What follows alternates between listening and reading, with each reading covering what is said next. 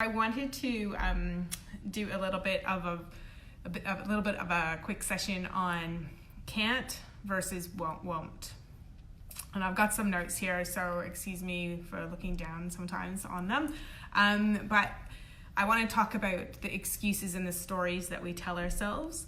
And as a coach, we use the term stories when people are saying, oh yeah, like I couldn't get that done, or I didn't do that, or, we have action steps each week in the coaching sessions, and, life happens and that's fine. But people come forward with all these excuses, but in essence, they're actually stories. So we tell ourselves stories often.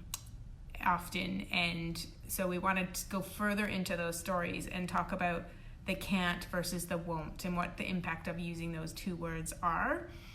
So if we talk about the stories that we tell ourselves, and I talk from a place of myself, so, we turn those excuses into stories and they don't serve us.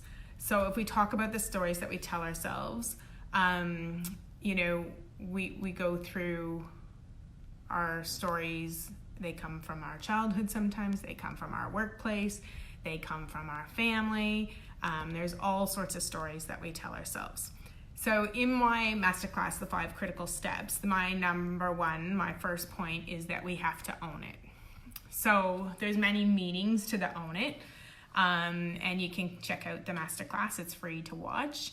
But if we say that own it has the meaning that we need to own our story and what that means to you, by owning our story and our excuses, we can break free from those stories. Okay, so when we keep making excuses, we are held to that story and held to those excuses, and we don't move forward from them. So if you can own it and stand in that story, then you can make a change to it. Okay, so being able to break free from your story and your excuses, what would that look like for you? So who wouldn't want to break free from the story and excuses, basically? So if we talk about those two words, can't and won't, an example would be, and clearly this isn't really me, if you follow me, I would really love to get stronger and go to the gym, and I would really love to feel my body at the gym, and I really can't do it though, because I'm too busy with the kids and I'm too busy with work and I can't fit it in. Clearly the gym story is not me. I hate gyms. Or I would really love to do that Keto Buddies program, but I can't do it right now. I know that it would help me, but I can't afford it. Okay.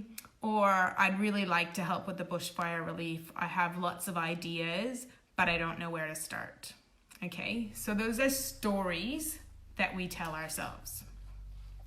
We are using the word can't in those stories. So what I would suggest that in 99% of the time when we're saying we can't, we actually should be saying the word won't. Okay. And some of you may be saying, oh, Vanessa, you're full of shit. You don't know me. If I say I can't, I really can't, and blah, blah, blah. But let's just talk from my own self, and you can see if it resonates to you. Most of the time when we say we can't, we mean we won't. We don't want to work that hard. We don't want to find the money. We don't want the inconvenience. We don't want to move something else around to make room for something, okay? We don't want to make something else a priority. And these could be for reasons of fear of the unknown, fear of the success. It's not that what you're doing is bad or wrong. It's conscious and unconscious sometimes. But if we just play around and think about the using of the word won't, okay? So if we accept of playing around with the word I can't and substituting I won't, let's see what becomes true, okay? So again, speaking from personal experience, for example, if we consider that it might be true that a portion of the time that I use the word can't, I actually was I won't. So I can't go out tonight with friends. You know, I can't afford where they're going. I won't go out with friends tonight because I actually just want to watch Netflix. Right? Like, there's the truth in there. Okay? I can't go to the gym because I can't afford the membership. No, I won't go to the gym because I hate gyms. Right? So you tell yourself a story, and if you can break free from that story, there's a whole lot of freedom. There's a whole lot of freedom of me saying, I'm not going to a gym. Like, it's really good. You can try it out. So if you can recognize that you sometimes are using the word can't, and again, it could be very much from a place of fear of failure or fear of success, that you're saying, I can't do something. Because change in the unknown is terrifying, and our body is telling us messages, our brain is telling us messages, okay? So our brain believes what we tell it, and if we keep saying we can't do something, it believes it, okay? It believes the stories that we're telling it. And that is a lot of our problem when it comes to weight and stress and our busy lives, okay? So we have to stop saying we can because we actually believe that we can't. And that's where our problem lies. So we have to start saying we won't do something, or we're afraid to do something, okay? But using the word can't is keeping you stuck, okay?